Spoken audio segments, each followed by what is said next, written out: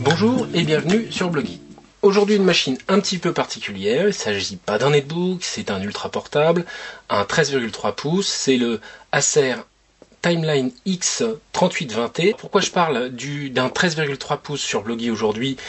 Pour plusieurs raisons. D'abord c'est un Timeline X, donc la même série que le 1830T qui est assez attendu, que moi j'attends particulièrement, surtout que maintenant on sait qu'il va y avoir des processeurs très évolués sur cette machine.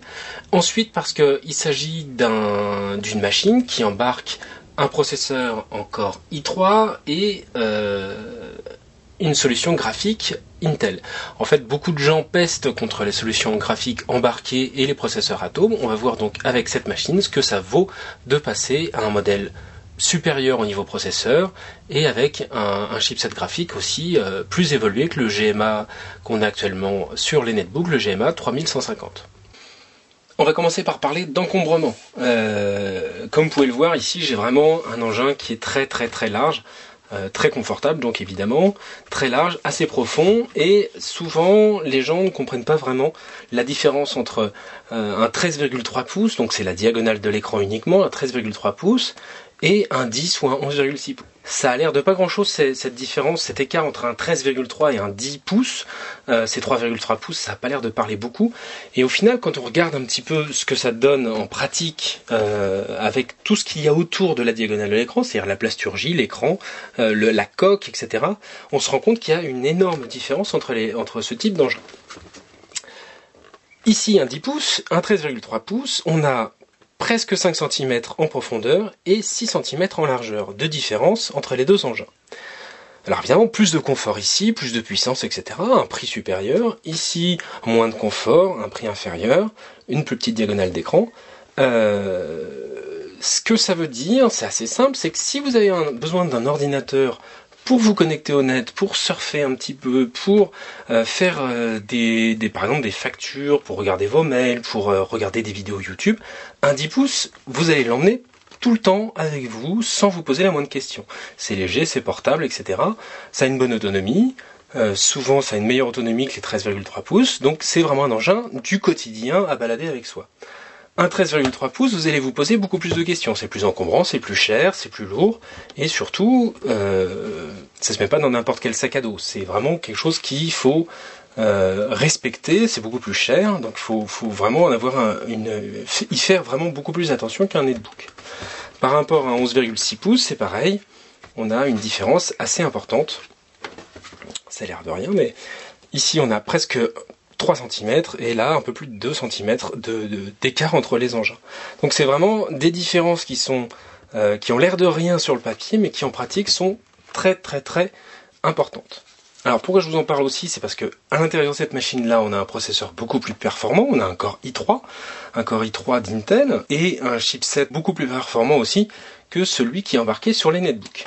Qu'est-ce que ça va donner au final et pourquoi je vous en parle? C'est parce qu'on va avoir très très bientôt, on va l'ouvrir, ça va être plus parlant, on va avoir très très bientôt un ordinateur chez Asus et chez Acer qui va sortir, qui sera à 11,6 pouces, donc cette dalle-là, comparée à l'autre 13,3 pouces, on voit qu'il y a pas un écart très très important. On va avoir une machine de ce type-là, avec un Core i3, i5, donc ce même type de processeur que cette machine-là, qui va sortir, avec ce type de diagonale 11,6 pouces, et donc des performances qui seront largement supérieures à une machine équipée d'un Atom. Donc on remarque tout de suite la finesse de l'engin, il est vraiment très peu épais. On commence par un port RJ45, un port anti-vol, une ouïe d'aération assez importante, ça n'a pas l'air, mais en fait sous l'engin elle est assez importante, elle est assez développée. On voit les petites ailettes du système de dissipation. Et en bas ici, donc 2 ports USB. En façade, on n'a rien du tout à part ce lecteur de carte SDHC qui s'intègre totalement dans la carcasse. Donc ça c'est plutôt positif. Belle intégration. Et à droite, on retrouve une autre ventilation, donc c'est un peu logique vu ce qui est à l'intérieur de la machine. Au-dessus, on a le port d'alimentation de l'engin, donc situé à droite, le port VGA habituel, un port HDMI, un troisième port USB et sortie casque entrée micro positionnée en bas à droite de la machine. Si on retourne la machine, on s'aperçoit qu'on a une grande trappe, donc avec plusieurs vis qui va nous permettre d'accéder aux entrailles, ainsi que donc une batterie qu'on va extraire. Voilà. Donc une batterie assez légère, c'est une 6200 mAh, donc qui va offrir une belle autonomie a priori à ce type de machine-là. Une fois qu'on a retiré les 1, 2, 3, 4, 5 vis de la trappe, on accède très facilement à la plupart des composants. On a d'abord un disque dur qu'on va facilement pouvoir faire évoluer. En fait, on s'aperçoit qu'il est fixé par une des vis de la trappe. Donc dès qu'on enlève la trappe, on peut y accéder. Ici, c'est un Western Digital, 320 Go. On a également 2 modules de mémoire, donc en dual channel, qui va assurer de bonnes performances à l'ensemble. Donc 2 modules de mémoire avec 2 x 2 Go, donc 4 Go au total, facilement accessible si on voulait les changer. A priori, il n'y a pas besoin de changer ce type de module de mémoire. Donc ici, c'est de la mémoire Hynix. A priori, il n'y a vraiment pas besoin d'y faire quoi que ce soit, mais en tous les cas, c'est facilement accessible. Donc ça, c'est toujours agréable chez Acer, c'est qu'on peut aller faire joujou dans les entrailles de l'engin. Une carte Wi-Fi qui est également accessible, mais qui est en demi-format, mini PCI demi-format. Ça veut dire qu'on va devoir trouver un équivalent si on veut éventuellement la changer. On remarque les 2 antennes qui partent ici, c'est du Wi-Fi de type N. Tous ces éléments facilement accessibles, c'est un bon point pour Acer, ça permet vraiment de voir venir, de changer le disque dur pour du SSD ou pour un modèle plus performant, de changer éventuellement la mémoire, la carte Wi-Fi, etc. Donc c'est vraiment quelque chose de positif. Alors évidemment, ce qui va changer beaucoup les choses, c'est la qualité de construction et le confort apporté par le 13,3 pouces. On a un écran qui est plus large en diagonale, donc qui va offrir une plus grande image, ça va être plus confortable pour regarder des films, etc. Va être plus confortable pour lire, ça va être plus confortable pour beaucoup de choses. Le clavier lui-même est plus large que le clavier d'un 11,6 pouces, donc là aussi on a plus de confort, une ergonomie bien pensée, en plus là c'est vraiment un bon clavier. Le pavé tactile est à peu près équivalent, donc ça va pas changer grand chose. Non, la résolution est la même entre les deux engins. Souvent les 13,3 pouces sont en 1366 par 768, comme les 11,6 pouces et les 12 pouces. Donc ce qui va changer, c'est pas tellement l'affichage du contenu, c'est plutôt le confort général global par les 2 engins.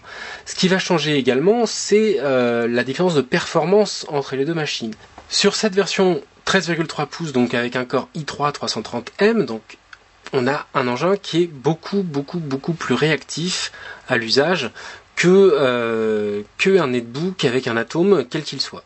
On a vraiment une machine qui répond au doigt à l'œil, qui est capable en monotâche ou en multitâche de répondre à toutes les sollicitations. Donc c'est vraiment un engin qui va être beaucoup plus performant qu'une machine sous Atom. C'est pas du tout la même conception de processeur, donc on a vraiment évidemment beaucoup d'avantages à passer à un Core i3 et c'est pour ça que l'arrivée des Core i3, i5 dans des machines 11,6 pouces, même si le prix sera pas du tout équivalent, va vraiment changer beaucoup de choses. D'un point de vue affichage, on se rend bien compte qu'on a la même image. Ici en plus réduit, ici en plus large, c'est quasiment identique. Alors ici à gauche, on a une machine qu'on connaît bien, c'est un 311C de Compaq. Donc un Atom N270 avec un chipset graphique Nvidia Ion. On est sous Windows XP. Ici à droite donc le 3820T d'Acer avec un processeur Intel Core i3 330M et son chipset graphique intégré au processeur, donc Intel également. On a donc a priori ici une machine qui est dédiée au jeu, avec des fonctionnalités de jeu supérieures, mais un processeur en deçà. Ici un processeur largement supérieur, dual core, double cœur, avec un chipset qui va normalement gérer de la 3D, de la 2D, de la HD, également sans difficulté. Beaucoup de gens m'écrivent parce qu'ils se demandent pourquoi on n'a pas aujourd'hui des solutions avec du chipset Ion et des Core i3. Pourquoi on n'a pas de Core i3 dans ces machines-là? Et en fait, tout ça est en train d'apparaître. L'intéressant, ce qu'on va lancer tout de suite, on va lancer un 3D Mark de chaque côté. Un 3D Mark 2003. Alors, c'est pas que je veux pas lancer un 3D Mark 2006, mais cette machine-là n'en est pas capable. Celle-ci y arrive très bien. On va essayer de lancer en même temps. Voilà. On a 2 engins qui, a priori, se ressemblent pas, sont pas taillés de la même façon pour le jeu. Ici, on a 4 Go. Ici, on a 2 Go. On a un disque dur beaucoup plus performant, ici un disque dur beaucoup moins performant, ici il est en 7200 tours. Bref, on a des machines qui sont très différentes dans l'absolu, mais surtout on va donc avoir des Core i3 qui vont arriver jusqu'aux machines 11,6 pouces et qui vont offrir des performances qui seront équivalentes, voire supérieures aux machines équipées de chipsets graphiques type Ion, type ATI HD 4200, etc. Donc c'est assez intéressant de se dire qu'on a une espèce de transition en ce moment et qu'on va finir par arriver à des engins 11,6 pouces qui auront le meilleur des deux mondes, qui auront un encombrement pas trop important et des performances équivalentes à des machines largement supérieure. Alors évidemment, les prix sont pas du tout les mêmes. Cette machine-là a été vendue 299 € pendant un moment. Moi, je l'ai achetée à 299 €. Celle-ci est vendue 599 € prix public. C'est pas le même monde. J'en suis bien conscient, c'est 2 fois plus cher. Mais on a un écran 13,3 pouces avec un confort qui est très différent de cette machine-là. Je pense qu'on va arriver très rapidement à un mix entre les deux, un 11,6 pouces qui sera vendu pas trop cher, avec une belle finition. Ceux qui sont restés sur la finition des Acer assez exécrable d'il y a quelques années, qui se disent que Acer c'est pas pour eux, il faut qu'ils aillent voir cette machine-là, les Timeline X en magasin, c'est vraiment de très très belles machines. On pourra regretter le côté brillant, etc. du tour de l'écran, évidemment, mais d'un point de vue finition, clavier, fonctionnement, finesse, choix des matériaux, c'est vraiment une très très belle machine. Réduire un tout petit peu la taille d'écran, compacter un peu tout ça, et on aura vraiment une solution qui sera à la fois très très très très capable d'un point de vue 3D, HD, 2D, avec des fonctionnalités et des performances, une réactivité sans commune mesure avec les machines sous Atom. Je crache pas sur l'Atom, j'en suis très content, mais vraiment un autre monde, et que ça va ouvrir le marché du netbook à un public qui attend plus de performance, soit pour le jeu, soit pour le travail, mais qui attend au moins du multitâche plus performant avec les deux engins. On se rend compte que le 311C se débrouille vraiment très très bien, il n'y a pas de souci, mais on n'a pas besoin d'avoir un chipset graphique dédié ultra performant pour avoir une machine qui va être capable d'afficher de la 3D de façon convaincante. Autre détail très agréable sur cette machine, c'est avec la place qu'on a sur cet engin, on a une paire d'enceintes qui est située donc ici, devant l'utilisateur, des enceintes qui utilisent un système Dolby Home Theater. Et on a un excellent son avec cette machine par rapport à tout ce qui est netbook, évidemment. C'est pas un son hi-fi, mais c'est un son qui est très très très convaincant à beaucoup d'égards. On va écouter ça tout de suite, ce que ça peut donner.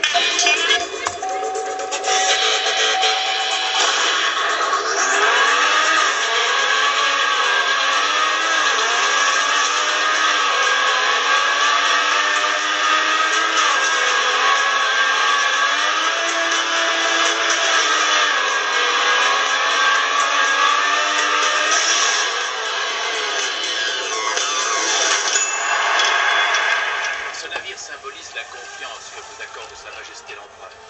Utilisez-le pour découvrir un joli lopin de terre que vous pourrez coloniser. Vous voulez qu'on vous prenne pour un diplomate, n'est-ce pas?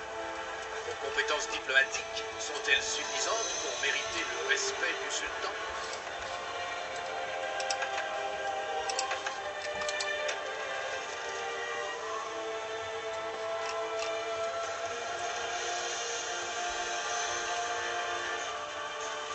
C'est vraiment merveilleux de vous revoir.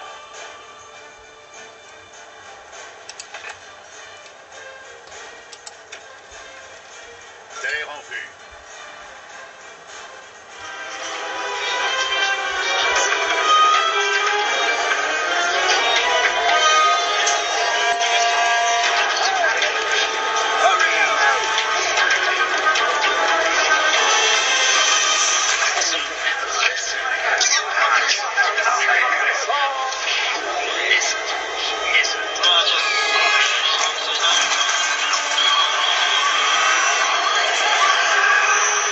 Autre question légitime, qu'en est-il du Flash HD? Ici on a un fichier 1080p directement en streaming depuis YouTube, on est sur le player YouTube, et on se rend compte qu'on est en 1080p, on est en streaming, et on a zéro souci avec la gestion HD de l'engin. Le Core i3 et le chipset GMA intégré offrent une très belle résolution, une très belle qualité d'image, et donc un streaming complet en 1080p sans aucun souci. Donc c'est aussi un plus par rapport à ce type d'engin, c'est qu'on a vraiment un très très beau, une très belle définition d'image. on a la capacité de lire du 1080p, donc du 720p et version inférieure, sans aucune difficulté avec ce type de machine. Donc c'est aussi un des gros avantages du chipset GMA intégré au Core i3, c'est qu'on a une solution qui est capable tout à fait de lire des vidéos HD jusqu'en 1080p en streaming, ici donc en flash. Mettre un peu de son.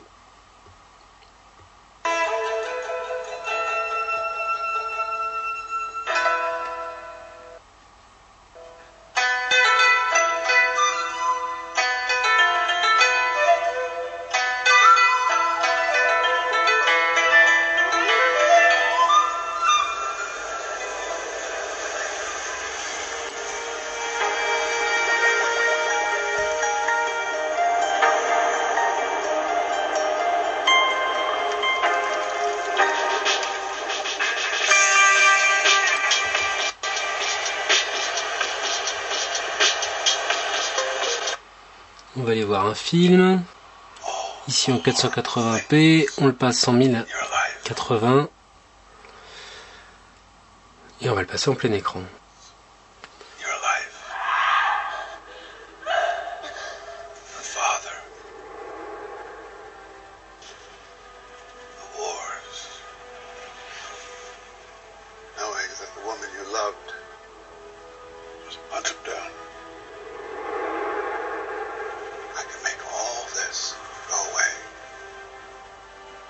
Specialty. Special privileges. Join me, but you will have your revenge. I want new ones. And what do you want them to say? Wolverine.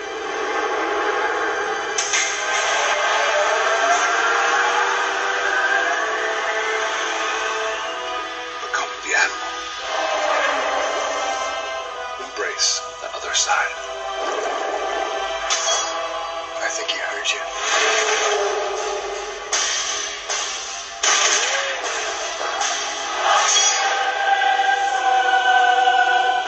Don't worry, we'll stop him. I just spent $500 million making it.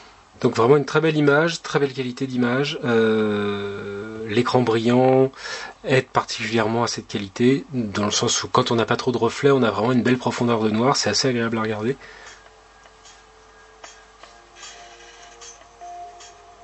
Alors, qu'est-ce que t'en dis?